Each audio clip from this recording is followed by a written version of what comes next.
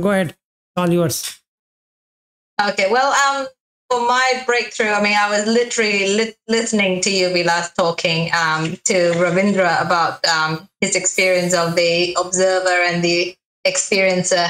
And then I guess I've always had this actually experience of the observer and the experiencer, but I didn't know that that was the case.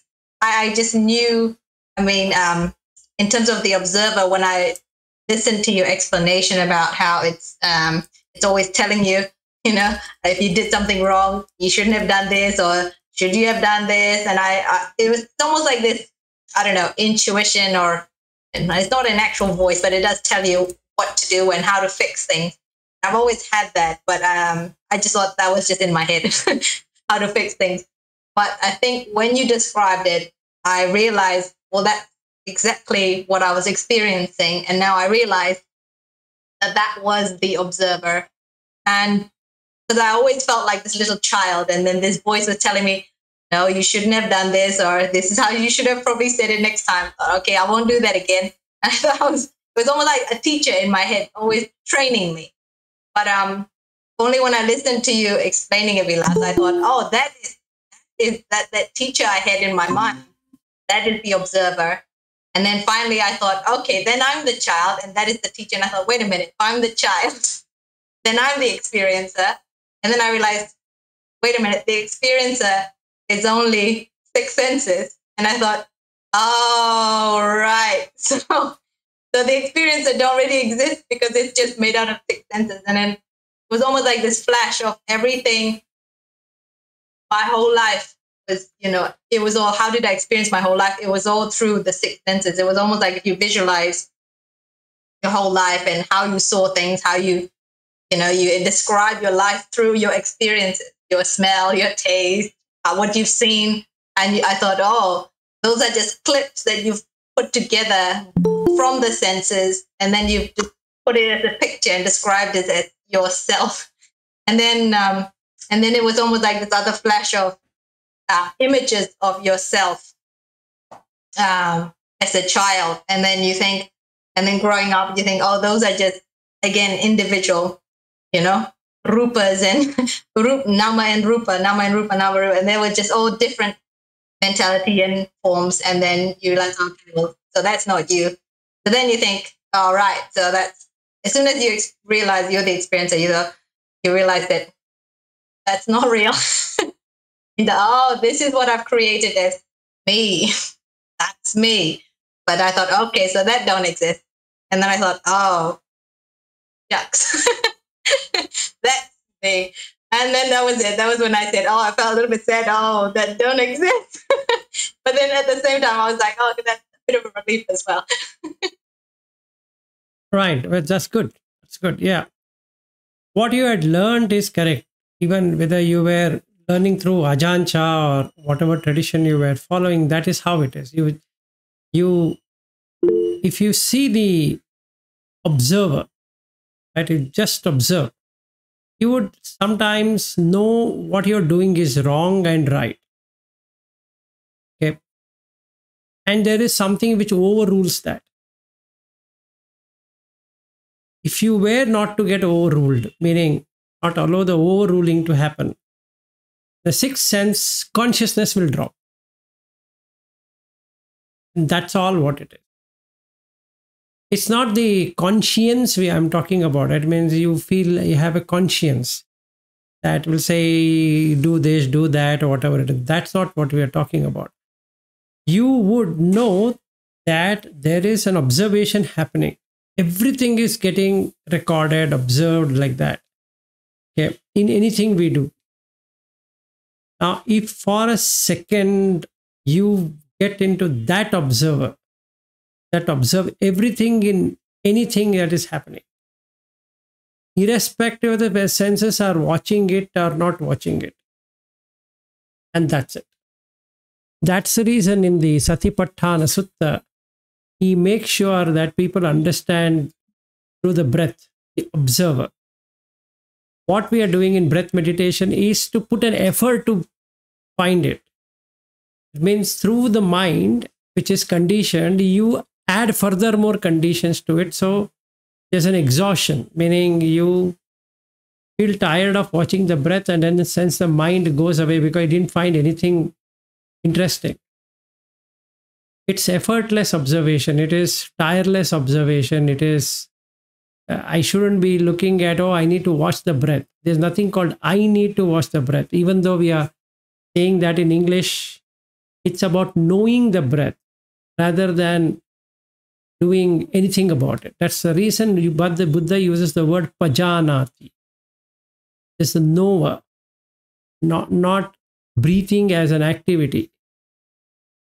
Okay, so that's the way it is. So it's very happy that it clicked you, that like a mother and a child, right? So the mother is watching the children. 6 children are there.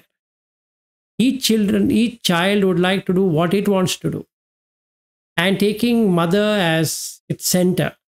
It comes to the mother with something or the other as a request. It's mother's decision to grant it or not to grant it. It's not child's decision. Child will put tantrums in front of the mother, saying that I need this, I want to go there, I will do this, will do that, etc., etc. That which is talking to the mother, that is that consciousness which is talking to the one which is supposed to give an approval, is what we are talking about. If you see, before the eye were to catch an object, you know it is, yeah, be the knower, do not be the owner. Yeah, perfect. Yes, perfect, Bobby. So in whichever tradition you go, that is all what you will find. That if I'm seeing there, it doesn't mean that that object doesn't exist there. Yes, it exists. Because you have named it, it exists. But it is not true to an extent from the observer's perspective. It's true from the senses perspective. As far as a sense goes, it's true. But as far as observer goes, that's just fabrication. And this fabrication is sankhara. You just fabricate, you just make it look real. Right? That's all what it is. So avidya pacchaya sankhara is that fabrication where you see it is real. That is, this observer also feels that it is real out there. He's supposed to observe. So he becomes a person who is doing something. So in the Ubakin Goenka tradition, what they brought out is not to react to the senses, or basically saying that not to react to the senses. They made sure that you sit in meditation, or you sit in closed eyes meditation. That's the right way to put it. And then you observe the breath and try to sit for 1 hour without getting disturbed. Now you might say, I don't think so that makes any sense. But actually it makes sense, because initially you require these things. Because otherwise, how will you know there's an observer? So when you are having a pain in the body, you observe the pain. You observe the pain, observe the pain, observe the pain. And now you don't be there only in that place. Go from top of the head to the bottom of your feet, or to the toe, and from the toes to the head, head to the toe, toe to the head. So like that, if I were to do it, what happens? I would see, apart from the pain, there would be many more things there. Pain is just one part of it, but there are many more things. There are many interesting things where mind can now see, aha, aha, aha, like that. Okay. So then it forgets the pain. It forgets the pain. There is just an observation. It's just an observation. Yes, May, go ahead. On a day-to-day basis, you can also, the experience or the senses will say, you just want a little bit of the crisps, or sometimes you want the ear say, or just listen to that music. You want to listen to that flute, that Indian flute that sounds with the Buddha Dharma, that sounds good. And then that's telling you, and you can either respond to it or Yes. decline its request. Yes, so you can always accept the request or decline the request. As soon as you decline the request, the consciousness drops off. And that's the funny part of it. You see this fun. Now, taking that music example, Indian flute, so the consciousness comes up. That is Nama Rupa, so the consciousness has come up. Saying Indian flute, so there's something. So the ear wants to eat the flute. Okay. Now you would say, okay, let's see what happens. Let's observe. Don't play the flute, just observe. After a few moments, that consciousness drops off because this ear also will drop off. It cannot stay without consciousness. And since you have not got any food to the consciousness goes away from that. That means there is no real flute to be experienced. It's very fun. It's very crazy thing. Initially, I thought I'm going to enjoy the flute, but then I find there is no flute at all there. It's really such different. Okay, like that we can see. We can see in eyes, we can see in the body, we can see in the nose. So the meditation here is that if we are doing a formal meditation, sitting meditation, you sit for some time and you keep on looking at each one of these senses. Same reaction would be there. That it comes, goes, comes, goes, comes, goes, all the five senses. So then you give up. It's calm, totally unconditioned. Yeah, Bobby and Ravindra, since you came late, May was explaining her experience, and Ravindra, she says that because of you talking that day, she got an experience. You are saying because of her, you got experience is good. Whether you made her happen or she made you happen, it's good. Either way, it is nice. Okay, Shreyas, you want to share? Yeah, so basically from the past 1 week, I was having, I think it was viral infection. Not really sure, but so when I went to show it to the doctor, she suspected it might be dengue. So I got all the blood tests and all the urine tests done, and this was actually going on and off for the past 6 months almost. I used to fall sick for 3-4 days and then come back up again. So it was going on. But this time it was very intense, and the temperature was also around 1 or 1.3. And that was consistent for the most evenings. So I used to be fine in the morning and afternoon, but as and when it started going towards the night, the temperature used to skyrocket, and it used to be like that. 2 nights ago, it was a very weird experience. So suddenly out of nowhere, I started feeling chills. So I just wore my hoodie. I wore 3 layers of clothes because I was feeling that cold. And I just went to sleep. Probably went to sleep around 9:30 or something. I've never slept so early in my life. So I went to sleep, and I just kept having these very weird dreams. I could not even sleep properly. But then somewhere around 10:30 or 11 o'clock, something woke me up. I had to wake up, otherwise, because my body had heated up so much. If that heat had continued, I would be dead or something, because it was so much of heat. I could literally feel it coming out of my body. So I had to get out of so on top of the 3 layers that I was wearing, I was wearing 2 bed sheets on me, because that's how cold I was.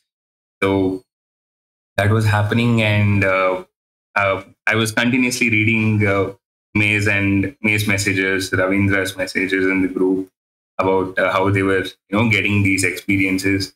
And I was not even able to attend some of the talks in the past few days also, I believe. So somewhere in my mind, I was feeling like, oh, I'm not able to proceed on my practice also. I'm not getting any new experiences, but my health is also like this. I'm not, able to do any good on this side or that side. So I'm just stuck. I'm not able to go anywhere. So all these things were happening. Uh, the worst part that I felt then was I kept on chanting Iti Piso Bhagava, like Swakato Bhagavato Dhamma, and even the Sangha part, like from morning, and even that did not seem to help much because that was my routine that I had developed. So 7 times I chanted, and the mind would just calm down.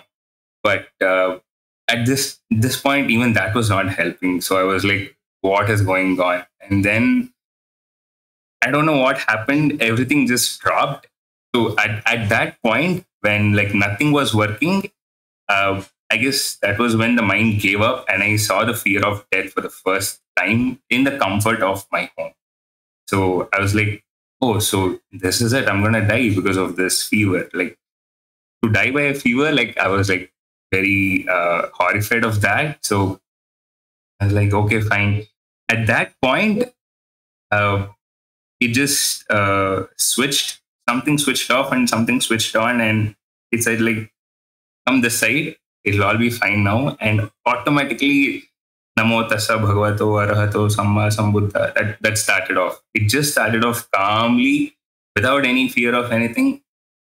And I could make out how my body started to cool down. Not cool down, I know how it started to cool down. So just, the body just, till then it was shivering, shivering, shivering. But when that started, it stopped. There was no movement.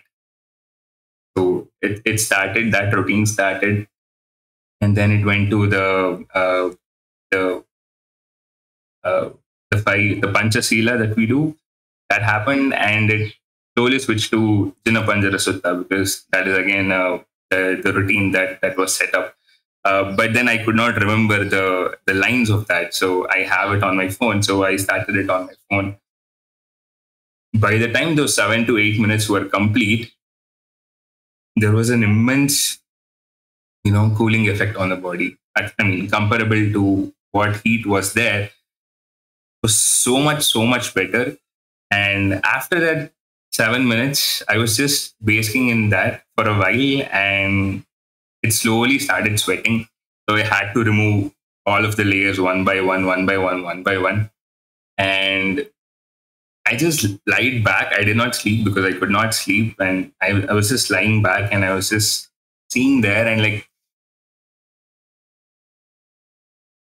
for the first time in the past 3 days, this was the relief that I had gotten naturally. Like, of course, the tablets and everything helped. But this is the point where I knew that no matter what situation my mind is in, that the Dhamma will always be there for me. Buddha Dhamma Sangha's grace will always be there for me, and like no matter what happens, it will always be able to pull me out of it. But if I make the effort for it. So there is a sutta called Atta Deepa Sutta. Sir had shared some time back. So there the Buddha says, create an island of refuge of yourself for yourself. Don't rely on me. Don't rely on my Dhamma. Don't rely on the Sangha. Do it for yourself, by yourself, because that is what will save you. He goes to that extent and says. So that came back to me, and that was very helpful for me at that point. So, and I realized what I had to do, and I started doing it, and Vipassana happened automatically, and it was just a very nice experience. And I knew I had to tell sir at that point, so I just texted him a huge paragraph in the middle of the night. So it was amazing. That was that was a very first experience for me. And then I went to toilet because that is where all great experiences happen. So after I came out of that, I was washing my feet and I just put some water on my feet, and suddenly I felt wave of coolness on my feet, but I knew that I was not experiencing that coolness. So I was just not there, but I was there looking at it. So that is when I realized, oh, so this is what body consciousness is all about. This is what it does. So this is the one who is experiencing it, and I am there, but I'm not there. So this is the observer, and the experiencer and experience is that. It's not me, right? So I was like, wow, this is awesome. Like, it was a huge light bulb moment for me, and I was just laughing internally, like I could not laugh out loud because like people were sleeping at home. It was the middle of the night, so that was a mind blowing moment, and yeah, I just came inside and I was happy. I was happy, and I saw that the body was actually going through all these things, and even though it's not me, I still have to take care of it. Burden or not, it's still my own responsibility, right? The body has been given to me and it's my responsibility. So I have to take care of it. So yeah, it was amazing. And even day before yesterday, it was still like that. And, but it was much better. So I was able to, again see it things. But I always see when it is going to end because I have less virya at this point. So I'm not able to push through it. So I can see when it is going to end, and it just swing and it just ends there. And like I know I have to put effort to get back into it again. So day before yesterday, I was listening to Metta Sutta and trying to calm my body down and pass metta to it and to everybody here. So when that was happening, I started crying because so many beings are also going through what I am going through right now, and they don't even have all the facilities that I have, right? Physically or speaking materially, right? On the other hand, the grace of Buddha is so much that it's not like he has to ask anything or like that, but he just gave it away. He just gave everything away, right? In that Metta Sutta, there is a line which says, "Sabbe satta, sabbe pana, sabbe bhuta," like that. Like so, he's even though everything means the same, he gave a priority to whatever the beings identify themselves as, and he still went ahead and okay, fine, you identify like this, okay, and you also let metta go to you. So he did that. So it's basically like how a mother looks after her child, right? So it is so beautiful, and you see that everybody is going through the same suffering. So there is literally no point in having dvesha towards them or raga towards them, because it will eventually lead to dvesha towards them. I was crying again because of that, and it's so beautiful. That is when I actually felt like nothing can come closer to this. Nothing is closer to truth than Buddha Dhamma Sangha, and nothing can ever be as beautiful as this one. And this was my experience for the past 2 days. Excellent. Good one. Nice. Honored to hear.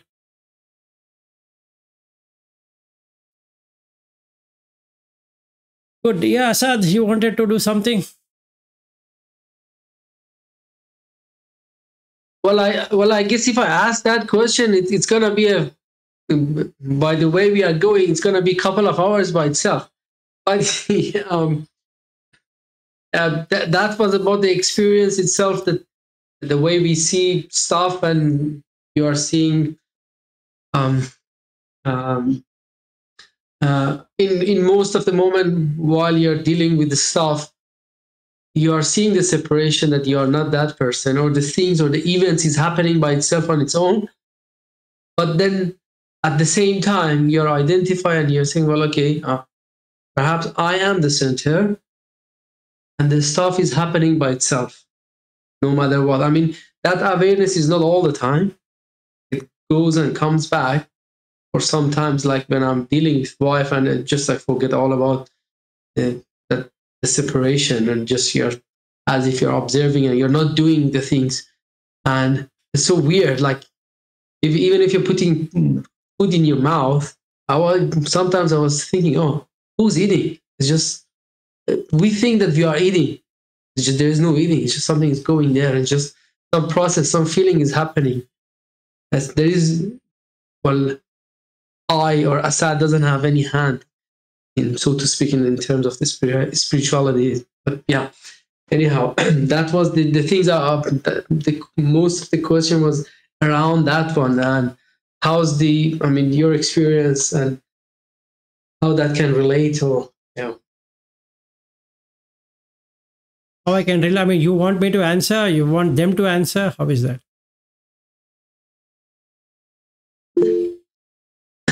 Yeah, Yep, there we are, May. No, I sometimes have this.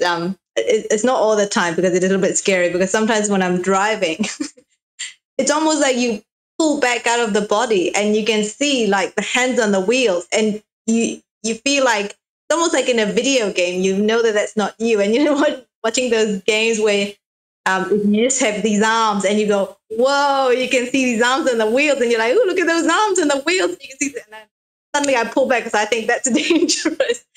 But yeah, sometimes you can see almost like this third person, like you say, you're just watching, but then this body is doing this thing, and you can do that while maybe even like walking meditation. You can see that, or the body is doing its own thing, and then you're just kind of almost pulled backwards from the body itself. Yeah, it's a funny feeling. You know, it's kind of there, but then you're slightly not in there. Yep. So, May, what you can do is, since you've come this far, you can just relax all the five senses at once. And you can see the mind shuts down while you're driving. Not that you're going to die or anything is going to happen, but actually you will die. Meaning you over there will die. And it's just like sitting next to the body and watching. Okay, it has no sense. It's waiting for you to sense. If you are not there, there's no sense. But it will continue doing what it was doing. The same thing with eyes, same thing with ears. And when you see that continuously, you are an arhat. And one step before is anagami. Meaning, you can watch, there is nothing being there. The pull here is that you want to exist. That's the only pull. And anagami, when you say I'm an anagami, what it really means that you would love to exist. Meaning you want to be on that joy ride. Because you're seeing somebody is driving and you're just watching, oh, drive, drive. And something is being seen. It's not you who is seeing it. Some sound is coming. Some taste is coming, some touch is coming. You're enjoying it. Come. It's like you have six children talking to you at once. What you would have done? It's so chaotic. So now you will condition this 6 senses, saying that one at a time, please, one at a time. Come to me one at a time. I will decide whether to see, whether to hear, whether to taste, whether to touch, whether to smell, whether to think. That's boring. Literally, you are seeing that these children are children, right? Just like a mother to a child. So you don't want anything to happen to them, but ultimately they'll grow and mature and die. But you don't have anything to do with them. So you let go. And it shuts down. And that's Nibbana. That's all. You have got nothing to do with them. They come, they go. It's like a reflection on the water. The birds are flying, it's coming on the water. But when the birds goes away, there is no bird. And the tree is coming on the water. But when the tree is not there, there is nothing in the water. The water is Nibbana, if I were to take. It's reflect, everything is there in that. Yes, go ahead. So like, I think I said it at the beginning, when let's say the ear wants to hear this music, or that Indian flute, or the taste, the tongue say, oh, just go and have that chocolate, something sweet, just give it to me. And then if you ignore it, it goes away. So should we just ignore it? Yes. Ignore all these stimulus. Children trying to tell you to do all something. The stimulus you ignore, like what he's saying in that sutta, right? When you're totally distracted, you will try leading to the senses. So this pancha kama guna will automatically come, because if you don't have anything, the kama will come. If you have something, no kama will come. So the difference between a sotapatti to the anagami is this kama guna doesn't come. It's gone forever. So there is no interest towards kama chanda. There's no interest. Yes, go ahead. Sorry, the kama guna. Does that mean nothing is coming to your ear to say, go and listen to that music? No. It's not like that. Music will come, but there is no distaste and taste. The polarities are not there. See, when I say Indian flute, or when you say Indian flute, what comes? The flute comes or Indianness comes? You would observe the Indian comes first and then the flute. The flute can be done by even a Burmese, can be done by an Australian, can be done by someone else. But you have Indianness in the flute, right? Like when Ari was coming to India, he has, in Google, he has eaten all Indian food to accustom himself to the Indian taste. So that when he came home, we gave him exactly the food what we were preparing, so that he doesn't feel anything. Right? So he had idli and vada and dosa and this and that. And we went to a normal South Indian restaurant, and then he was enjoying it. Why? He has made his mind exactly to meet that. Meaning the tongue has got adjusted to this taste. What if he could have just ignored it completely? This is a taste. Anything you put on that, it just gives a basic taste, not even the taste of what you're eating. Let's say, for purposes, I will say, let's say I come to your home and you give me a Burmese food. If I give too much importance to Burmese, then I get two options here: liking it and disliking it, right? So you say, Vilas, I've prepared only for you. This is a dish in Burma. It's great one. I don't know whether such a dish you have eaten. Then I'll start asking you, May, what is it? Is it rice? Yeah, it's rice. And then you have this, you have that. With half of the words, I don't know what you're saying, right? Now I take a spoon. You say, no spoon. Take the stick. I said, no, I never eat in stick. I'll eat in my hand. You say, no, not by hand. Not by hand. Then how will I eat? Take this stick. No, I can't use stick. Where do you use stick? And I say, throw the stick out. And then with that action, I'm already in a distracted state of mind. Right? So there's no equanimity anymore. So the samadhi has not happened. So what I do is I take my hand, and you feel what kind of a person Vilas is. I don't know. Okay, anyway, he's a teacher. We can't say anything much about a teacher. So let him eat the way he wants it. So you take it and I put in the mouth. The very next question you're going to ask me is, how does it taste? Now it's a very awkward question because what I should answer now. If I say it is tasty, it's one extreme. If I say, no, May, I did not like it, is another extreme. Because Burmese came into existence. Irrespective of Burmese or Indian, food is a food. So yeah, go ahead.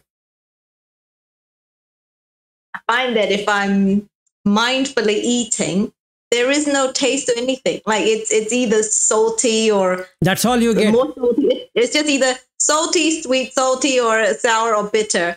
And then if you, let's say somebody distract you, somebody start talking, you go, oh, this is what it tastes like. Exactly. But So, yes. So if I go by the basic taste, wherever I eat, Burmese, Indian, Mexican, American, continental, traditional, blah, blah, blah, blah, blah, you'll get only sweet taste, sour taste, astringent taste, hot taste, or spicy, like that. So you'll not find Burmese taste in that. Like the flute doesn't have an Indianness in the flute. Yeah, you can call it as an Indian flute for clarity, but you'll not find an Indian in the flute. Right? So then what happens? The Kama Guna doesn't come. This is the fun part of it. The Kama Guna will not come. If the Kama Guna doesn't come, the senses don't pull the consciousness there. Right? That 5 children are behaving well now. They're on their own. The mother can just sit and watch. Hey, come here. Why are you going there? Mom, no going there. You understand? No going there. You seek my permission. You seek my permission. Got it? And the mind says that, okay, hey, we have a new owner, so we can't do whatever we want. So you better listen. And now you have separated out observer and observed. All the 6 senses are getting observed. The very fact it is getting observed, you can see conditioned and unconditioned. 2 dhatus, sankhata, asankhata. And hence you feel like crying because all these days, these mad people were taking you for a ride. Now you say, aha, I caught you. Now you will not deceive me again. And you're done. And that can happen at Sotapanna, Sakadagami, Anagami, and at Arhat, it is permanent. So you will be forgetting watching this. While you're driving the car, you can see just a hand coming, no you coming, right? And you were to turn like this. What are you doing? You're just doing some acrobatic thing like this, right? What else are you doing? And when you get down, what is getting down? The body is getting down. Did you get down? You didn't even get in to get down. The body is pushing itself. The consciousness of the body goes here. Yes, go ahead. Sorry to stop you. Like today, I was peeling a carrot, except when I was watching, it looked like these hands were peeling a carrot. I was just staring at it. But then at that moment, I mean, how are the hands kind of just peeling the carrots on its own? I didn't feel like I was making it do it.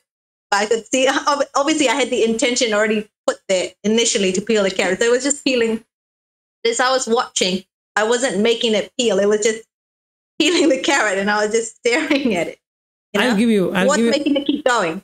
To answer that, I'll give you another similar one. Have you bitten your tongue or the side of your walls of your...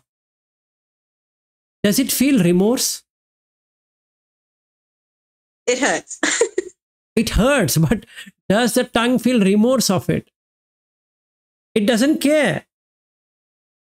If some food stuff comes in between and this goes inside, it will bite that. So who did it? You did it? Okay. Now here is the answer. One of the consciousness we really don't understand is the 6 consciousness, which are separate.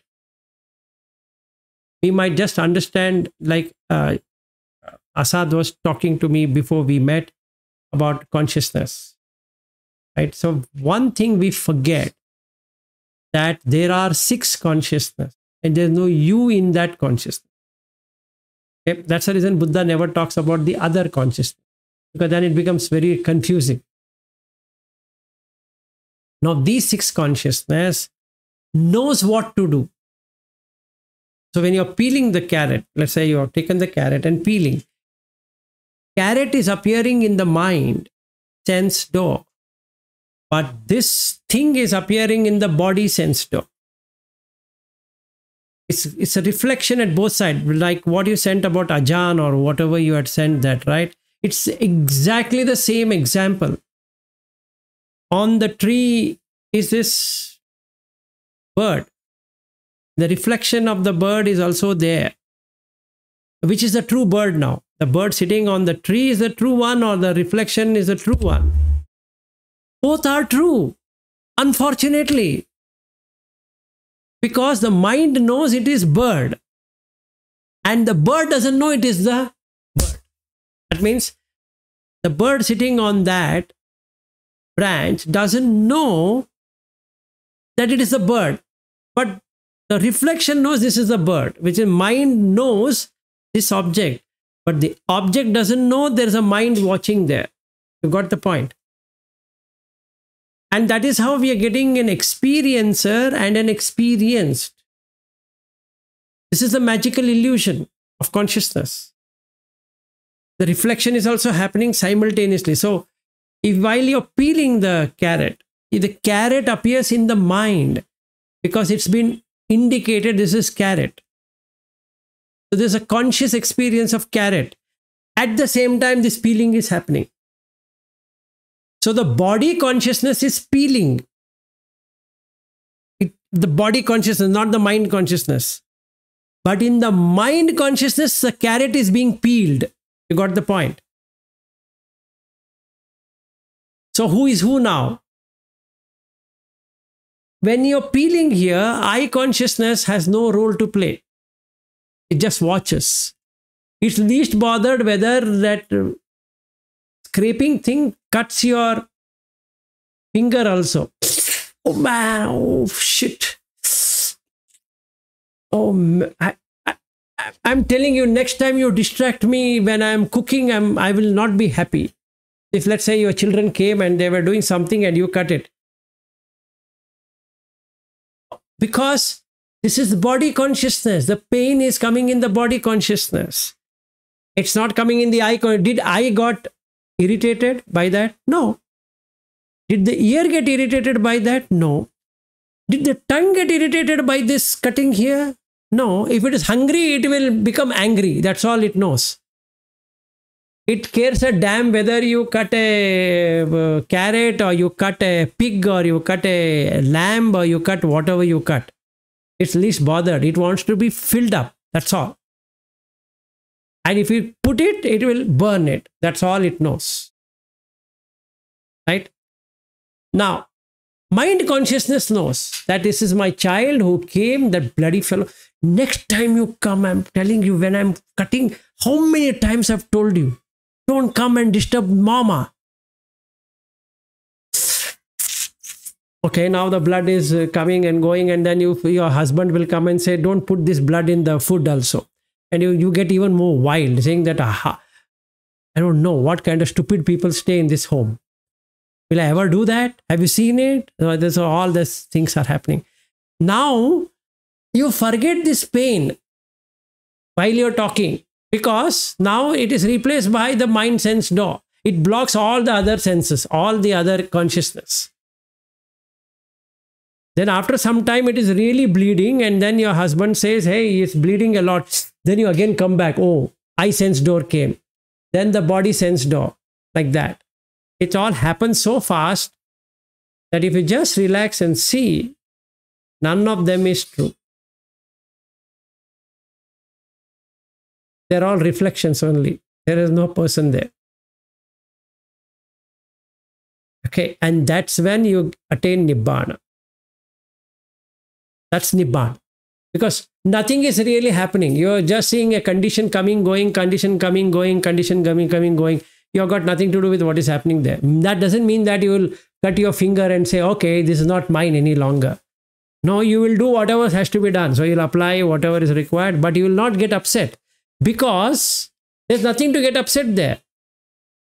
Carrot peeling is in the mind. The peeler is the body consciousness. Yes or no? Supposing, May, at that moment, you got a paralytic attack. Can you scrape it?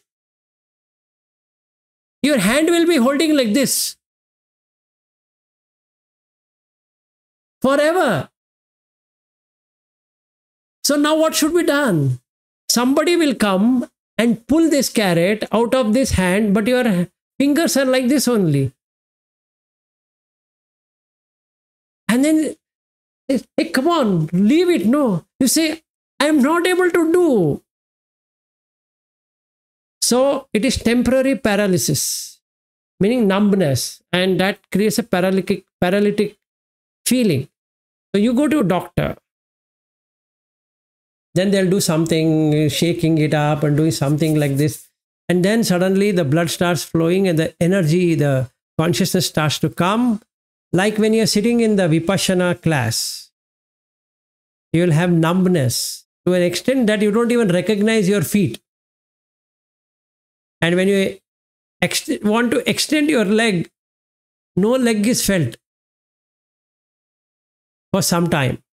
Then you start to imagine, I lost my leg in this VRI or Vipassana Research Institute. What kind of people are they? They made me sit like this and I lost my leg. After a few moments, you start feeling the leg. Because that numbness created temporary paralysis. To whom? Not to you, to the body. Now, did your mind know that is paralysis? It has to be taught. So next time when this happens, it knows it is temporary paralysis, right? So mind is one thing, the five senses are another thing, right? Now you can see the difference. But did anything happen to you? And the answer is no. You got nothing to do with that paralysis feeling, what you got. And hence the Vedana is anicca, dukkha, anatta. Because Rupa is anicca, dukkha, anatta. So the Vedana should be like that. The Sanya should be like, because the perception was what? I'm sitting cross-legged. I don't speak. I'm watching the breath, please. And suddenly there is, it pained a little, and I remembered Goenka's words that I shouldn't be worried about the pain, watch the pain, heat, this, that, and so many things. And I started watching and I forgot all about it. But it intensified, and ultimately I forgot all about it. Then I want to extend my arm. I don't feel the arm at all. Why? Even when you're sleeping, you get that. Forget about Goenka or all these techniques. Even when you're sleeping, if you have slept in a wrong side, you will have a catch and you will not have a feeling. Like my wife had a spondylitis. She couldn't feel anything from here till here and this whole arm. She was not able to feel that anything of that existed ever. That is body consciousness. Mind knows this is called as arm. So you tell, come on, stretch. What stretch? Stretch.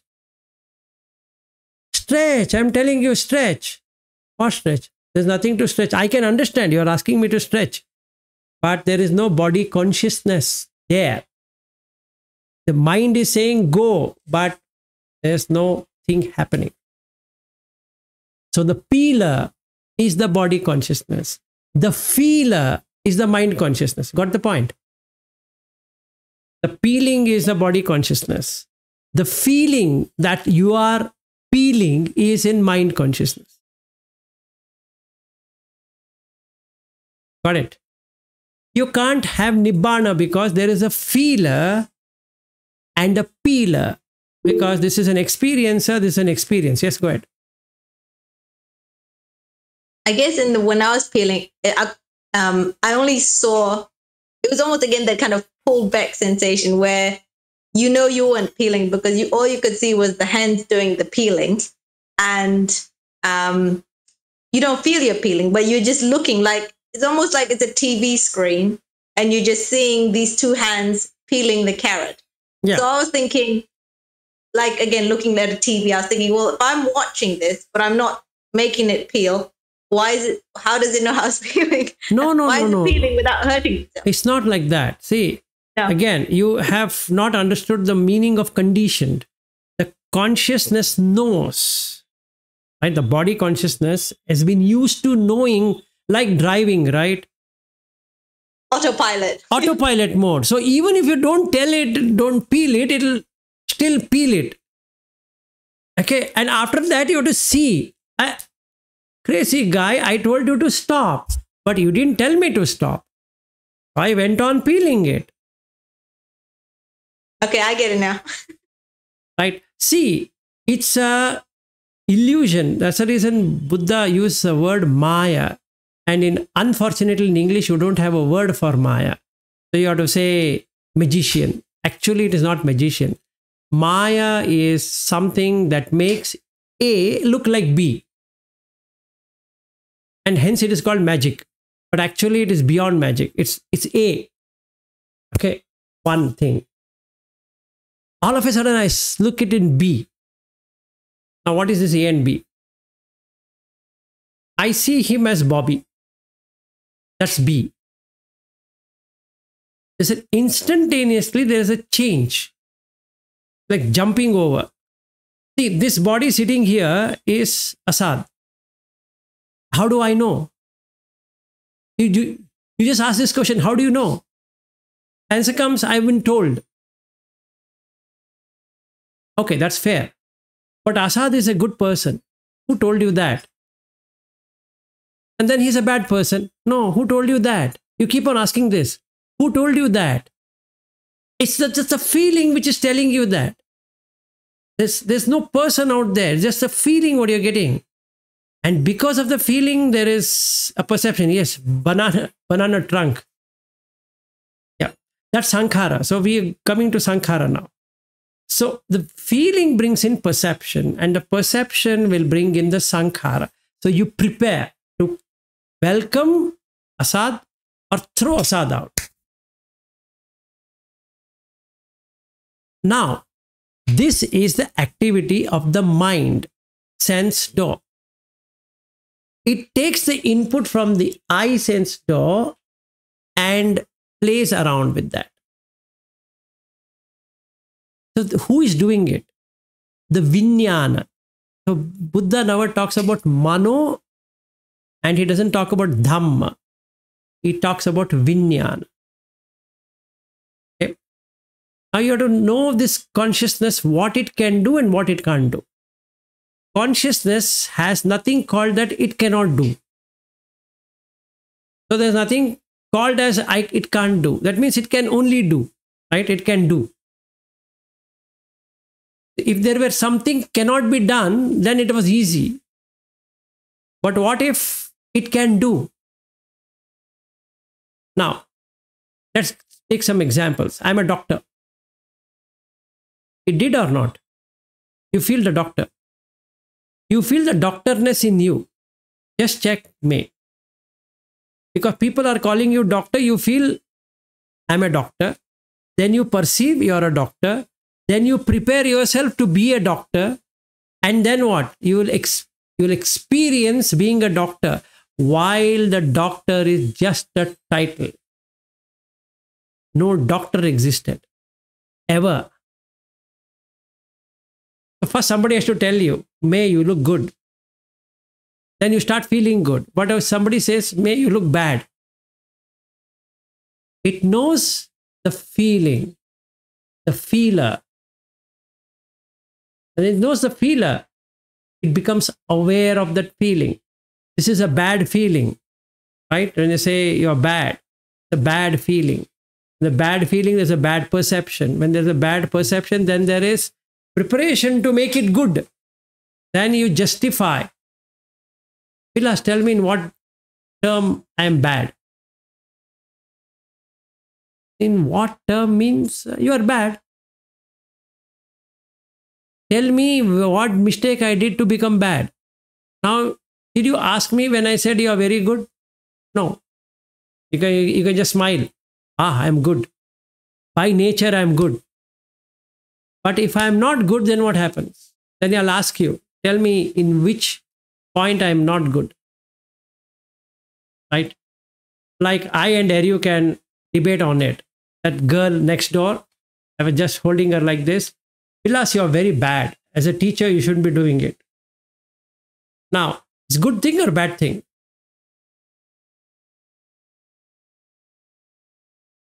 You tell me. It's a good thing. It's a moral thing or an immoral thing? It's a good thing or a bad thing? How would you reply? And I'm doing it when my wife is also sitting. And I'm doing it when Aryu is sitting. So what is the decision now? Should I do it or shouldn't I do it? If this question is asked, what would be the answer? You see this. If it is good, mind will take it 100%. If it is bad, mind will throw it out, saying that I don't know. So it comes up with justification. The justification, she is my daughter. That's a justification. And Aryu will say that whether it's daughter or whatever it is, you shouldn't do that. Then I'll say that your mind is corrupted, Aryu. I'm telling you, a fully corrupted person. He says, Vilas, you are corrupted. You are a teacher. How can you do this? And in front of a student. What moral values are you teaching us? Then I don't have an answer now. Right? What to do? Now, who is speaking what? Let's understand. Who touched? Body consciousness. Who wanted that girl? Mind consciousness. Why? Daughter came into existence. You see this fun? The body is body. Nobody likes the body. The daughter is liked, right? Just like the wife. You can't make daughter the wife. You can't make wife the daughter. Wife is a wife, daughter is a daughter. Even though they both are females only, basically. So this mind play, which is the consciousness play, is the Maya.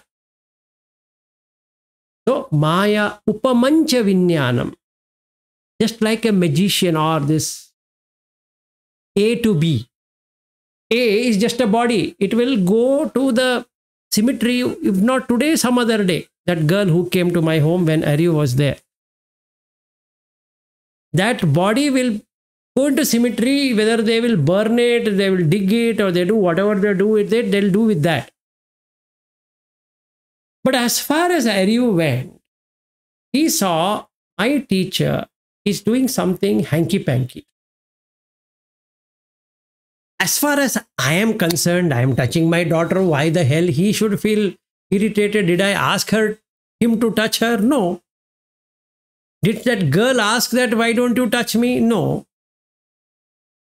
What's the problem? She's my daughter. Right? Now, if we observe body sense door, touching. Eye sense door, seeing. Ear sense door, hearing. Nose sense door, smelling. Body sense door, anyway, I spoke about. Mind sense door. This is a danger thing.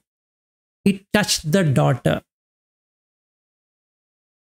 Overstepping from everyone else. You got the point? What if that girl who came here was smelling like a rotten potato, let's say? Because she's sweating profusely and she's smelling odd. And she didn't wash her mouth. She just came to meet without brushing her teeth. Now what will happen? If she comes near, I'll say, no, you stay back, stay back. Why? There is no daughter at that point in time. So this is how it is conditioned. All the 6 senses are conditioned. Okay. Yeah, I think, May, you are so distracted. You are going here, there. Only I can see the background and you going wherever you are going. I got the kids. I know that, yeah. Bedtime. Bedtime. Ah, it's bedtime. Correct, yes. It's early evening there, right? 7 o'clock, 7:40. 7, yeah. 7:15. 7:15, okay. All right, so let's end. Then yes, Sadhu, sorry, go ahead. No. I mean, it's a technical question, but the perception, does it happen in the body sense door or the mind sense door? You would say all mind senses. sense. All senses, right?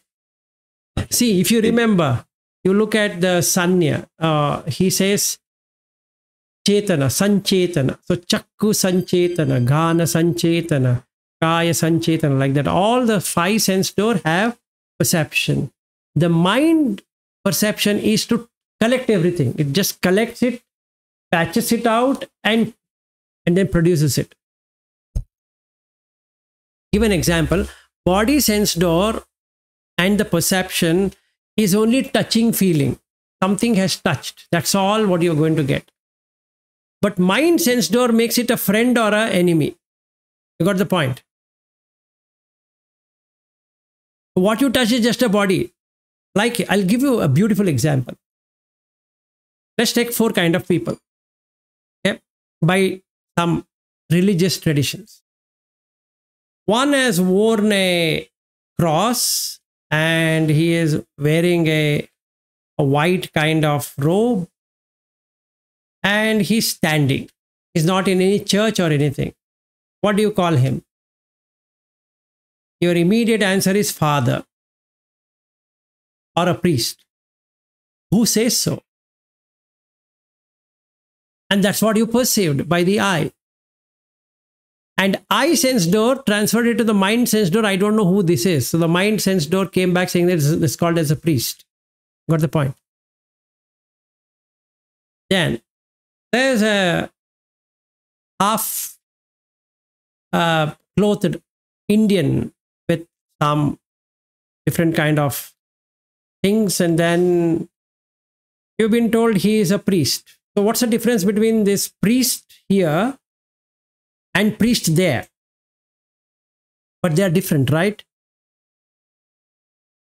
But priest is priest only. Then the third priest comes. He wears one kind of cap, okay, and green color robe, and you call him as Imam. Excuse me, what does that mean? It's Imam. Oh, okay. And this one, he's a priest. He's an Indian priest, Brahmin. Ah, okay. Now you just see who is taking this. Okay, who is taking this? It's taken by mind. But all the three all the three presently are priests. Then there is a small skull cap here, and that guy comes and stands. What do you call him? Another priest of Hebrew tradition. Yes, go ahead. But as you, I don't want to drag on too long, but as you were explaining, these 5 sense door, the perception is fairly limited. Fairly limited. Majority of this name and form and papancha, all these things are in the mind. No, all the 6 senses, consciousness does that.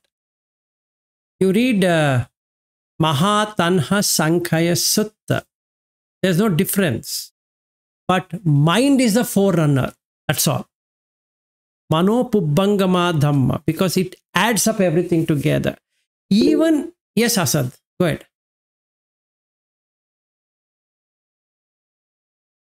Afterwards, okay. So, even if you were not to see, hear, taste, touch, smell, you can create it. That's the reason he says Mano Pubbangama Dhamma. The mind sense door takes everything else because it has Mano Vinyana Dhatu, which is far superior than the other 5. Got it? Just let's take another scenario. Australia was used by English to send them to jail. Seriously, all the World War I, World War II prisoners of war, POW, they were sent into the prisons of Australia. Actually, Australia was created for that purpose, if you don't know that. Okay. So they used to send from England, they used to land up in Brisbane or in Perth or in Melbourne, and they used to give them hard labor work. Hard labor means terrible hard labor work. Okay. And they have prison walls and prisons where there's no light. Absolute darkness means pitch dark. So what the English did is to move all of these guys, many of these prisoners of war, into here. Now what happens? They throw him in the jail. And he can't see anything. But can he not create a perception of something? He is family or whatever it is. That is done by the mind. You got the point? Even though he's in the jail, he's in a prison where it's impossible. Sorry, sorry to disturb. So Vilas, you told me that the observer is the mano vinyana dhatu. Now the thoughts, so obviously all the other sense doors are in a side hearing. So, and when you're thinking, that's through the mano dhatu as well, isn't it? So just the thoughts and everything is just reflecting back in the mind itself. Yes. Or So, yes. So the answer, direct answer to Nibbana is like if you go to any meditation center or wherever it is, whatever tradition you follow, you first close the body sense door, then the eye sense door, then the nose sense door, then the tongue sense door, then the ear sense door. Now you are left with only one sense door, which is mind. So whatever experiences kalapa is when the mind is extremely sharp, looking at what is happening. Because that vijnana stays. And after a while, since there are no input from any other, the vitakka vichara goes away, and hence it is samadhi reached is avitakka avichara. No debating, no thinking is the best samadhi. That is what leads to nibbana. So what happens here is the mano dhatu. The quality of the mind is to recognize an object. Since the recognition aspect of the object no longer exists, that is the dhamma dhatu, the mano vinyana dhatu rolls itself back, closing the door. Now there is no perceiver because there is no feeler, and because of that there is no experiencer. It's only awareness left now, just the awareness. Yes. Yeah, you had a question? Or so to answer in a very straightforward way, forgetting this New Zealand and Australia and all that, I brought that up because if you see a person in prison can create anything he wants sitting there while a whole thing is darkness. He doesn't know whether he's been pushed into the toilet or he's staying in that dark cell. I don't know what is all about, but he can sit in one corner and he can start to dream about all the things, right? That's mano vinyana. Okay. So what dhatu it has? It has the recognition. You can recognize even with 5 sense doors closed off, right? See, you see this. He's in darkness. No eyes will work. Even if his eyes is open, nothing he can see. No sound can be heard because they have made the walls in such a way that even his voice cannot be heard. Right? So second sense door gone. Cannot smell because it's completely closed from all. No smell. Only if he farts, he can smell his own thing. Other than that, nothing else he can smell. Okay? So no sense, no smell is not there. Body sense. He can feel he's sitting on something, but he doesn't know what he's sitting on. It can be a toilet seat. Nobody knows. Right? And so body gone, eyes gone, ears gone, nose gone, tongue. Nobody's given him any food. They just threw him inside. And that's it. Last heard. But still, he can create the scene. And that's the reason Buddha says, wash the chitta. Chitrana. That is, it creates a movie. It is far more superior than anything. Because now in that cell, he can create. He can remember his wife. He can remember his children.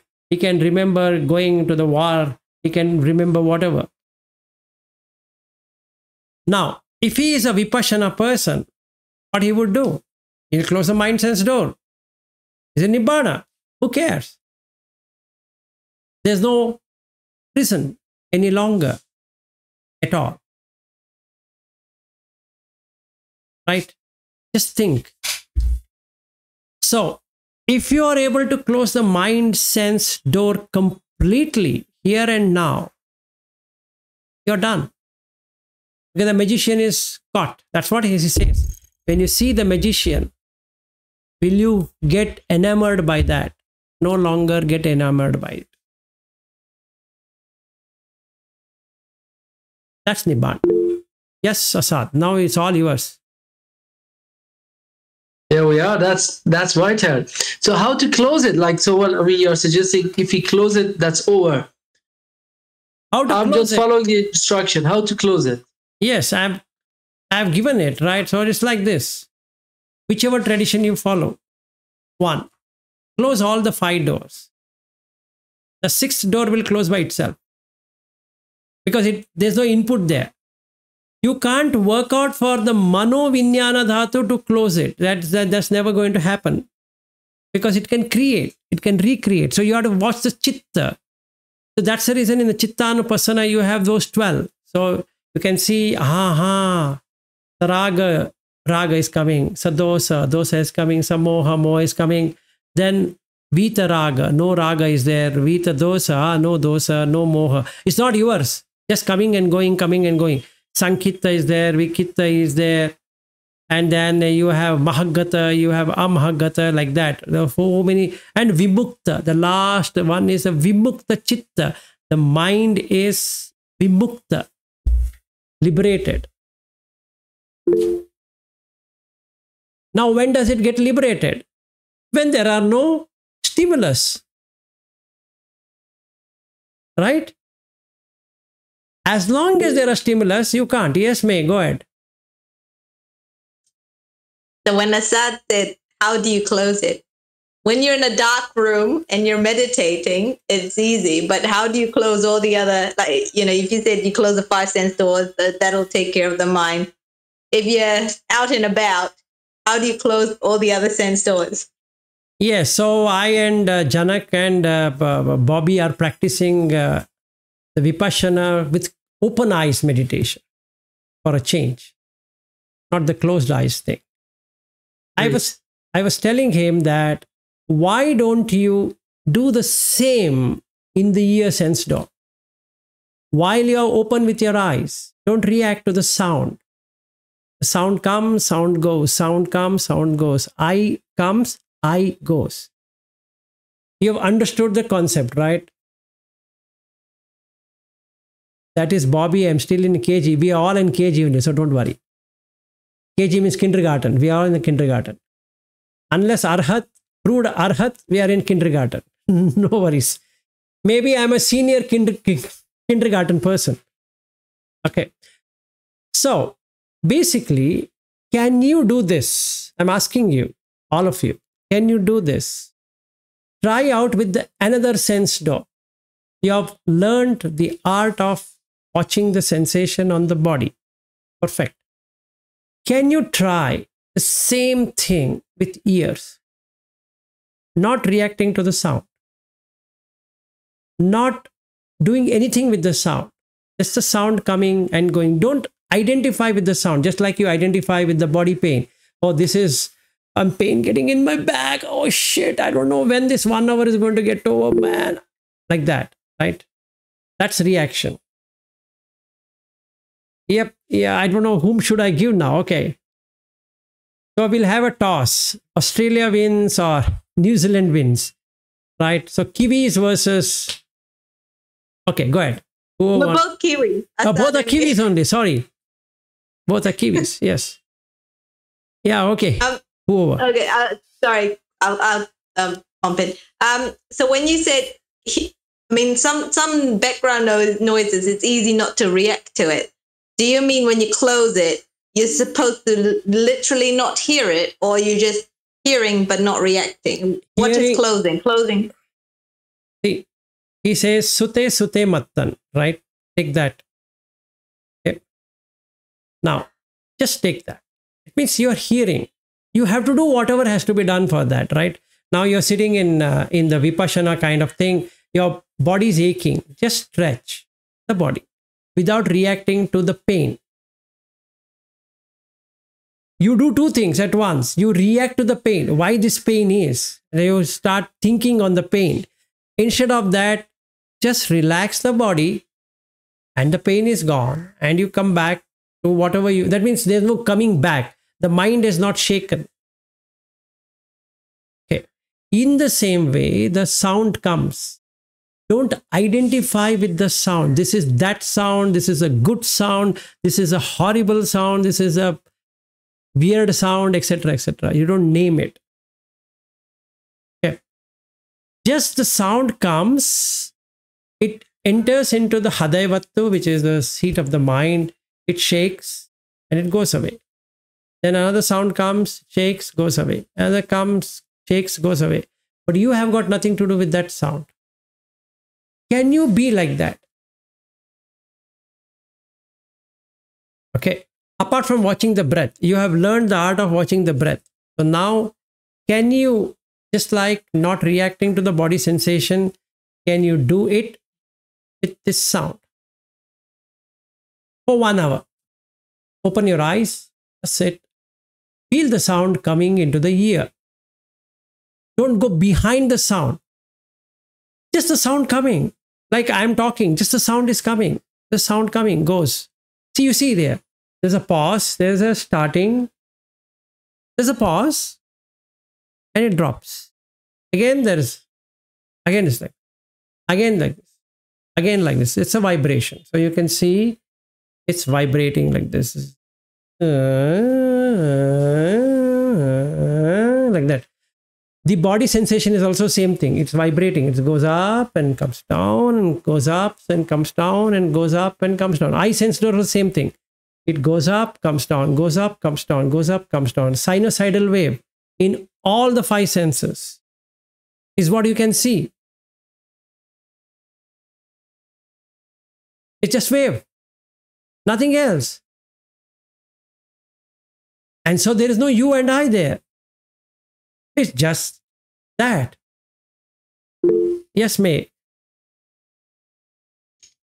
So you shouldn't identify with the sound, or you shouldn't identify the sound. You should just hear the sound as just the sound, the vibrations.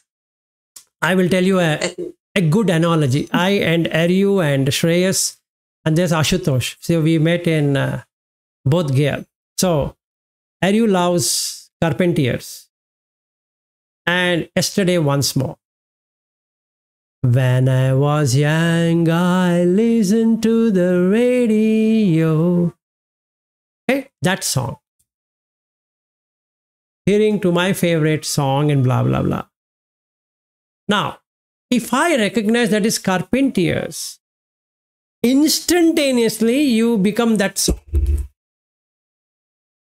But it's just sound coming. So we did that meditation there. We were too naive in doing it. I tried all the stunts with these 3 poor guys, trying to see whether they can pick it up. So Aryu and I got up with that, singing, and Ashutosh was thinking why these guys met and why are they singing, what are they doing, and then it was fun. And Shreyas was confused because it was the first time experience for him. So he was enjoying his life. And then we looked into Guns and Roses and this and that and all that. Is it good to do that? And the answer is yes. Why? Because watch what is coming. It's just a sound coming and pause. Come, pause. Pause, come, pause, come, pause, come. Okay. So basically, if you can stick to that sound coming, you're done. Just like Vipassana class, going Ubakin class, or the 10-day retreat or 20-day retreat, you'll have exactly the same experience with the ear. Now, if you pick that up, it's 24/7. You don't have to sit anywhere because the sound keeps on coming everywhere. Like now, there is a mosque very near my home and that Allah thing is coming.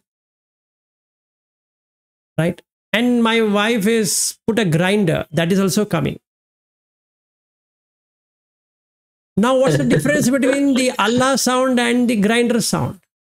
They both are sound as far as the sound goes. It's up to the mind to place that as Allah. And he said, they're doing namaz. Oh, it's 1 o'clock now. Oh, yes, it's 1 o'clock, my lunchtime. And for them, it is prayer time. For me, lunchtime. If I have sequenced it that way. And my wife is cooking, so she's put on the thing. Yes, Asad. These are all well and good. Here's the problem I have with my experience. I can less or more follow a lot of these stuff while I'm at home or around, but when I'm at work, literally I identify with everything.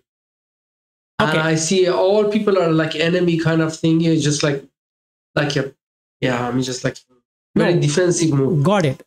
Now, out of the 5 senses, look at the sense which is the weakest. 99% of the time, if you are not a dog kind of nose, the nose sense door will be the weakest. Okay? Watch that. Don't worry about the ear. If the smell is coming, just the smell is coming. So, no smell coming, no smell coming. But you'll find that smell is there all the time. Just like in the body sense, Goenka says, you will feel there is no senses, there is no sensation all across the body because you're unconscious of that sensation. But actually there are sensations in every part of the body. There can't be anything like no sensation at all, because consciousness is there means sensation should be there. In the same way, everywhere there is smell. If you put your mind to that sense door, you will find the smell all the time. All the time means all the time. 24/7 there is smell. But it's weaker. Instead of the sound, take the smell. Nobody will object to that. Why? Because that's after the body sense door, that's a thing you can develop to see. And you can see exactly what happens in the 10-day retreat starts happening here. You will have bhanga of that no sense door also. But what you had bhanga is only in the body sense door, not on the no sense door. Now you'll have the bhanga on the no sense door. Then you'll have the bhanga on the ear sense door. Then you'll have bhanga on the eye sense door. Then you have bhanga on the mind sense door, which is nibbana. Done. Over. That doesn't mean that when you're sitting in that 10-day retreat, you're not having that. You're having it. But while you're sitting, while you're in that controlled environment, you're getting it. But when you're out of it, you can't get it because all the senses are open, including the body sense door. It's open. It's not closed. So you can't go and sit in one place and start doing it. So you have to find another sense door through which you can do it. So you got my point, Asad. You have learned the technique. That's the right technique. Now you have to implement it with another, because you can't be sitting all the time and then in a retreat because you are going around the world. So you have to meet people. So when you meet people, they smell. So the smell sense door. Some food smell is coming. Again, no sense door, right? And somebody has put a perfume.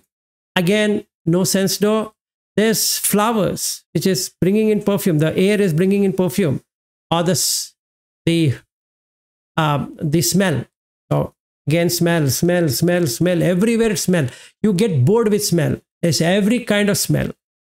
Don't objectify smell. Just the smell as a smell. You get bhanga. Same effect. Kalapas. You will see in the smell. I'm not joking. Same. Exactly the same. You'll get that.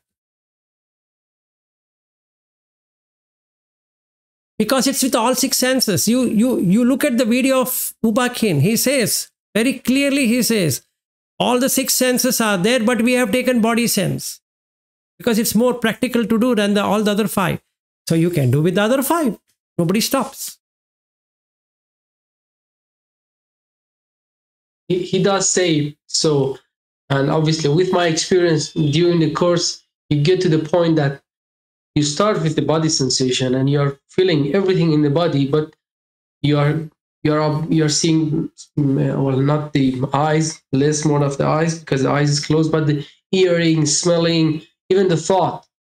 Yes. You're observing just thought as a thought, bad, good, and just like, and obviously, yes, suddenly it gets shut down. But that's I guess it goes gradually on its own accord. I don't know, somehow you're literally observing the body sensation, and suddenly you go to some mood and you hear.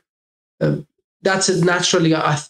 With my experience, naturally, that is how it works. No, that is how it works. Now I'll tell you another route of doing it. Just like you were sitting there, you're not doing anything, so and you're observing, all the 5 senses will also start coming back to the field. From the field, they come back, they were doing pasture. It's called pastureless. That's the reason he says gochara. They are doing pasture. Cows were doing pasture. So now they were eating, they were feeding on fodder. So now with one sense door held, the remaining 4 will also come. Okay. So if you do with this with no sense door,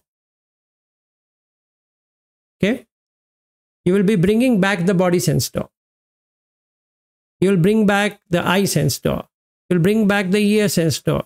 You'll bring back the ear sense door. And the mind sense door don't have food. It will have bhanga. With your eyes wide open, you got the point. Exact thing happens. Yes, Bobby, go ahead. Thoughts are thoughts. You're saying the mind isn't our food, but mind always have these thoughts as food, right? Yes, it does, but it requires input. So if the 5 sense doors are closed, it will come for some time. That's the reason Buddha says avitakka avichara samadhi.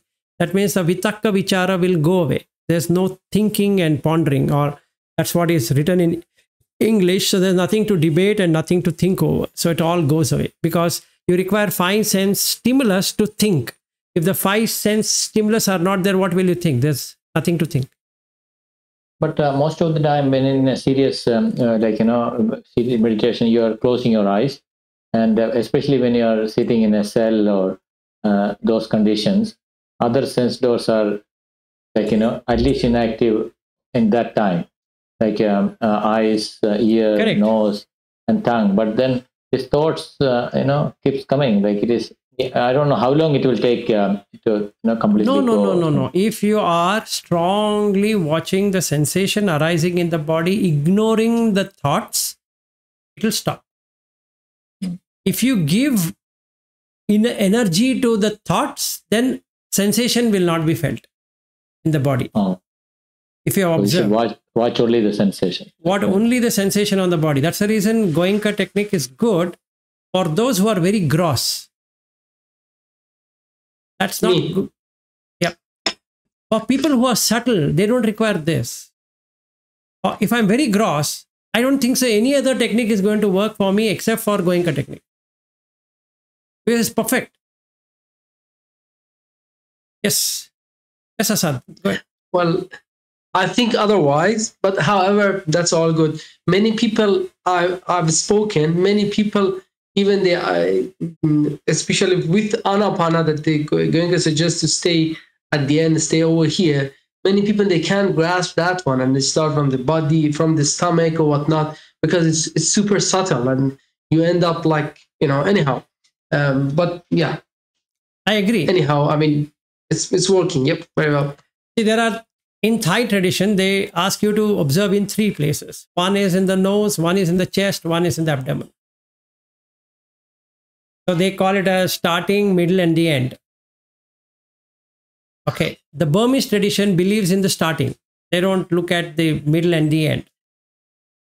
there is a specification. I mean, with the experience, if I don't know, I'm sure you have an experience. If you have experience of staying over here, somehow it brings all the energy in the body. It brings like equanimity, kind of. It brings up everything, level up like that, and then obviously you could switch back from here all the way to the top of your head, and or at sometimes you could experience both of them at the same time, plus heart, and just literally there will be like 3 points pulsing and whatnot. Anyhow, these are just. That's correct. See, if you get it, in whichever way you get it, you get it. Meaning, some people get it through abdomen because that they are very proficient in doing so. It's fair. Some people I think when you say Mahasisa, like in Burmese, Mahasisa, the technique says abdomen. Abdomen. Ajahn Chah says, as he said, from nose, his chest and head, starting middle and the end, stomach. So Ajahn Chah says like that, Yes. when he teaches this one. But there are different techniques. But when you are saying the other day, like when you see the breath expansion and contraction, there is a greater chance of feeling the whole body easily. I don't know whether it is because if your previous practice is helping you, but then Goenkaji always says, when you focus on this area, this small area, the mind becomes more and more subtle. Yeah, more sharp and subtle. So the sharpness will come when it becomes subtle. Okay. So there are various views in that. So I find, when for doing that, you need a lot of, no, I will do it. That type of interest, chanda. It can happen naturally. I mean, it can happen to you. I mean, I was having a trouble last course. I wasn't able to even observe, like one of the, as going to suggest that you need to observe your breath, and then the breath should be very clear. You should have an awareness of the breath very clearly. So when it's very clear, that means the mind is becoming very sharp. And then at the end, he says, okay, during the Vipassana starting, it says just stay over here, observe the sensation. I wasn't even able to observe the breath in this area at all. When the Vipassana start, for entire 1 hour, I was there. The 1 hour went away with like 6 seconds. I don't know how. Just for entire hours, I was there effortlessly, just sitting there. For the 3.5 days, I was struggling. Okay, where's the breath? I knew the breath is coming. It's not sharp. I'm not able to feel the subtlety of the breath. And suddenly, I mean, you never know. It just is happening. You do as much as you can, but you don't force it. Oh, I want it. And I was sitting and said, well, okay, hey, it is what it is. It was a session before Vipassana. For 1 hour, I was observing here, and it passed like a 6 second. Whew. Yeah, that happens. It's just like... No, Asad, it's like this. There are many ways. So the 3 traditions, Sri Lankan, Burmese, Thai, they have picked up one thing which they think works, right? If somebody gets that, it's better to stick on to that. Absolutely no doubt. Otherwise, it becomes into a debate. No, he has said this, he has said that, that teacher said this, that teacher said that. Ultimate aim is, it's like this, effortless. That's the ultimate aim.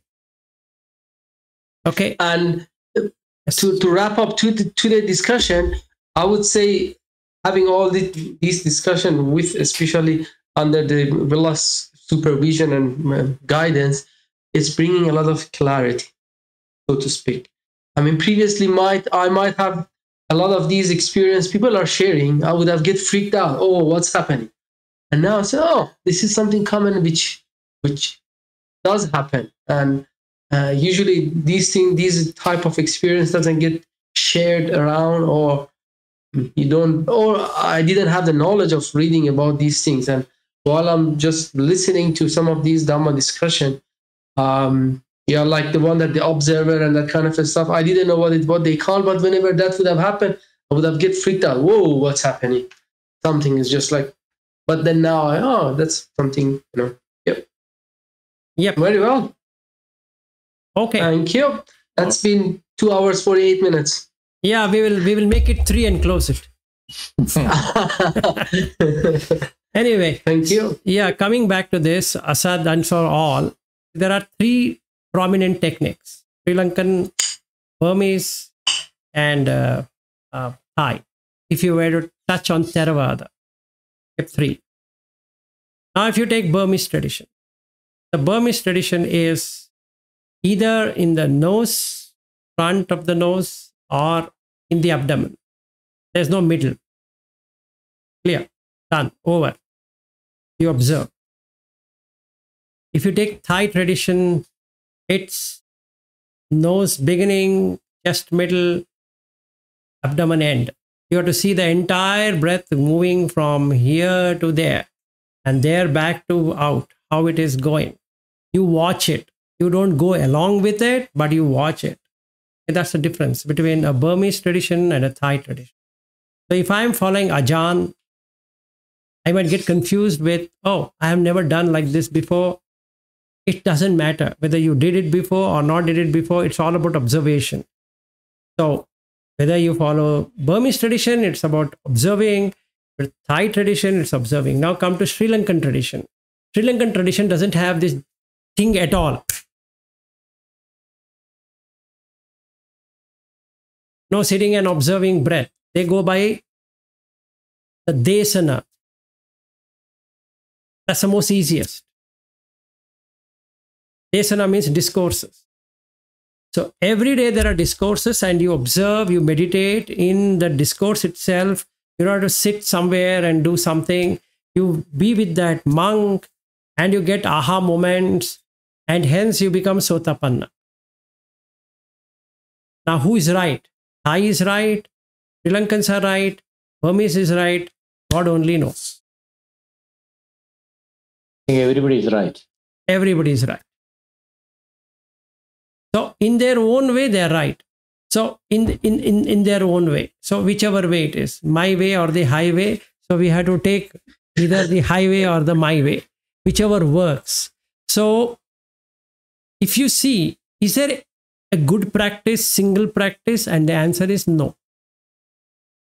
There's nothing like that because each mindset is different. So you need to try different and then it works. If it works, keep it. Don't change it. Now that it's working, keep it. Don't change, don't argue, don't do anything because it's working for you. If Goenka technique works for you, no need to throw it out. No, keep it, keep it. That's very important. Okay, if somebody doesn't agree with Goenka technique, go to hell. Let's ask him, okay, go to hell, boss. I am believing it. Close. No more negotiation. But you add other sense doors to that. Because now when you close all the 6 sense doors, you get Nibbana. It doesn't matter whether you're following Sri Lankan, you're following Thai, you're following Indian, you're following your own, you're following Burmese, you follow whatever. Stick to that. Sticking to that is main important rather than having a doubt on that. If it has worked, it's for you. That's it. So if Goenka technique has not worked for me, it has not worked for me. Over. Done. Or can I try Ajahn Chah technique? Yes. Free. Feel free because it didn't work. Go. Try it. Oh, I tried that Ajahn technique didn't work. Okay, don't waste time. Throw it away. Okay, next tool. Sri Lankan. Try. Oh, I tried. It worked. Now I know if I listen to Desana with this Thero, it works. Please, go ahead. Done. Oh, I tried all the 3, didn't work. Wait for a second. It didn't work. Now you have to find your own. Because the ready-made tool is not working. So now you have to see what modification you have to do to get it done. Right? So we don't have to fight with the tool. Tool is a tool and Buddha Dhamma itself is a tool. You ultimately have to get rid of Buddha Dhamma also if you are an Arhat. So you have to do that. Now, right now, for my practice, whatever works, like, Aryu was trying that Mind Illuminated book. It's fine. Now there is Vimala Ramsi technique. Okay, do it. Whatever works, do it. Don't waste time. Do it. Take the tool and do it. It's a tool anyway. Doesn't matter. Yes, Janak, go ahead. Yeah, Bobby, we'll give time for Janak. Yes. Yeah, everything works, like, depends on the mental situation at that time. So everything works. So nothing is to be thrown away. Nothing is to hold on. Yes. One thing, like when you said, like, the smell, I tried. I was just sitting and, like, trying that smell, and then, that time I could watch my breath more clearly. For some time, I was feeling whole area complete cool down, and so that was the aha feeling for some time. So everything works, yeah, and sometimes nothing works, but yeah, it's time to time. Yeah, only the efforts we can continue. Yes. So there's nothing to get upset about it. You will get it. There's no way you can't get it. You will get it, but you have to keep trying. And whatever tool works, don't throw it. Keep it. On that, you build your home. Don't throw the foundation away. It will be craziness to throw the foundation itself. You are on a Goenka's foundation? Fine. Be with that. On that, you build your castle. So who stops it? So build it on that. There's anything against. So somebody, for him, Thai thing is working. Okay. No Goenka. Fine. Leave it. Thai is working, right? Okay. Ajahn Cha. Okay. Ajahn series. Whatever. Ajahn Sumedo. Ajahn this. Ajahn that. Whatever works. Take it. Hey, it's working. Goenka technique is not good. No. Not like that. That is working for him. That is not working for you. Fine. Fair. You take Ajahn, it's working for you, right? So why he should follow Ajahn then? No need. Let him follow Ajahn. You follow Ajahn, let him follow Goenka.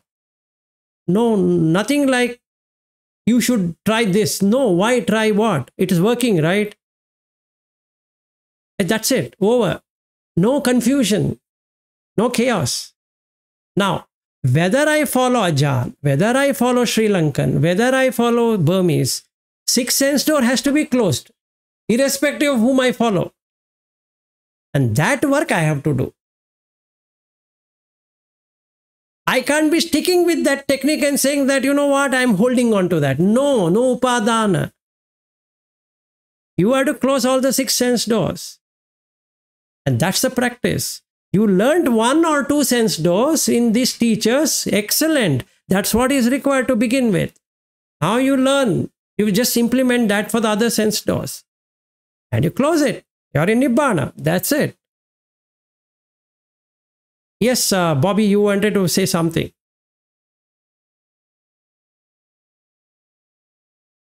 No, sorry. I just want to add on, the same subject what you are saying.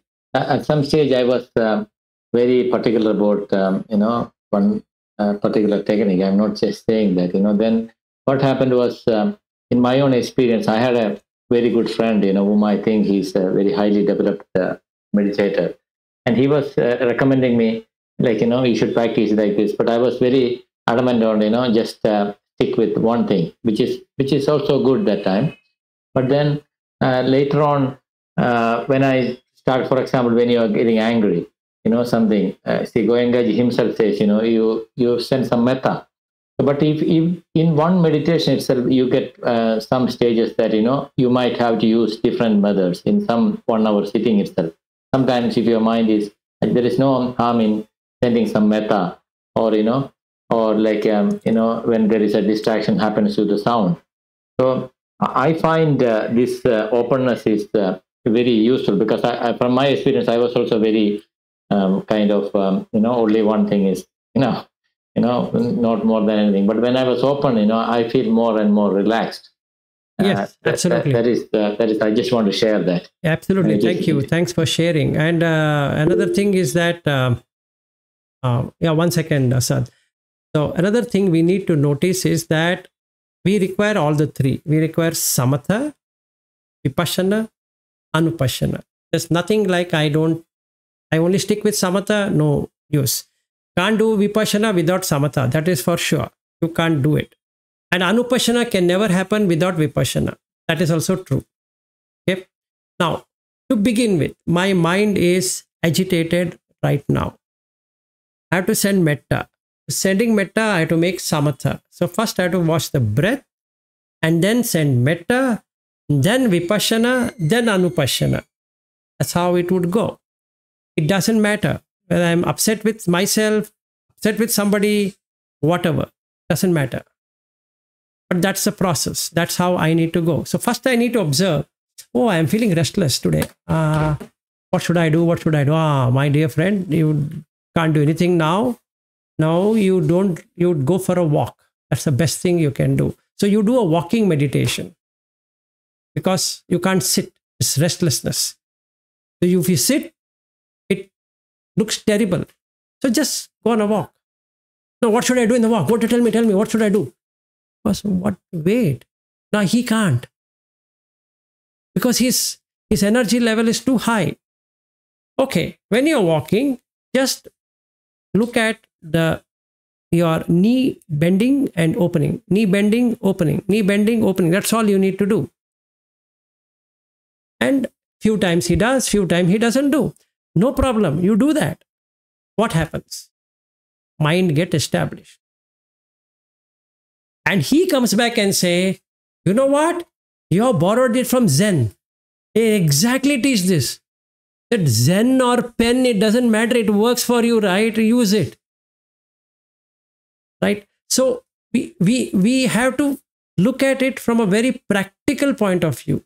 What is the state of mind? And you apply that. My mind is agitated, apply this. My mind is peaceful, apply this. My mind is tempted, apply this. Like that. You don't have to be holding on to one thing and it doesn't work and then you feel upset about it. Doesn't work. Yes, Asad, you wanted to say something. Oh, it's fine. Okay. All right. I think we crossed 1 more minute left for 3 hours. Okay. Thank you. Yep, that's 8:01. Very well. It's quite interesting that the topic it's drawing our attention, even though there is a lot of distraction around.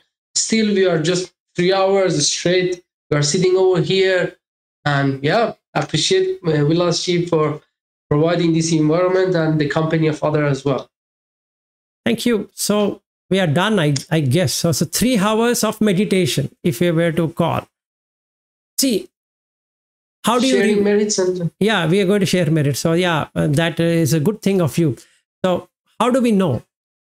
If your mind is not distracted in these 3 hours, so you had samatha, you were doing a little bit of vipassana, not the entire vipassana as to be done, and a little bit of anupassana, you're opening up, it opens up. So you should see it in that way. And this is exactly what is done in Sri Lanka. They're not wrong. And this is exactly what is done in Burma. That you sit and meditate, watch your breath, watch your body sensation. They are not wrong. And everybody is right in how they have found the technique useful. So what we should do, incorporate the one which works for you and be happy with that. Because we all are suffering. So sabka mangal ho. Okay. All right. So may this discussion or dhamma reach everyone. May all beings be happy. May all rejoice in this dhamma. And may there be peace in their lives. Because that's the only thing we need to get. So if I were to use the last few words of Goenka, which we were doing in the morning, myself, Janak and Bobby, I was telling them about Mangala Sutta, and we will end it with that.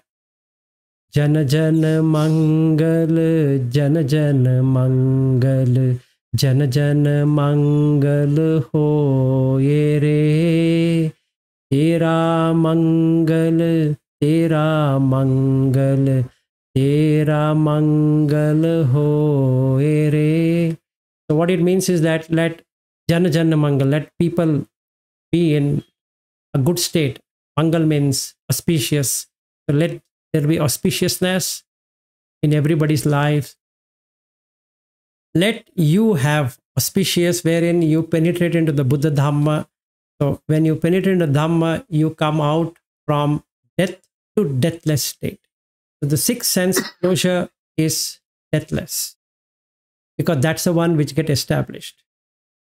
So let there be Mangal in everybody's life, and let this parmis, what we have, be passed to everyone around, who are here and who are also not here, who are dead, who have new lives, who can be seen, who cannot be seen.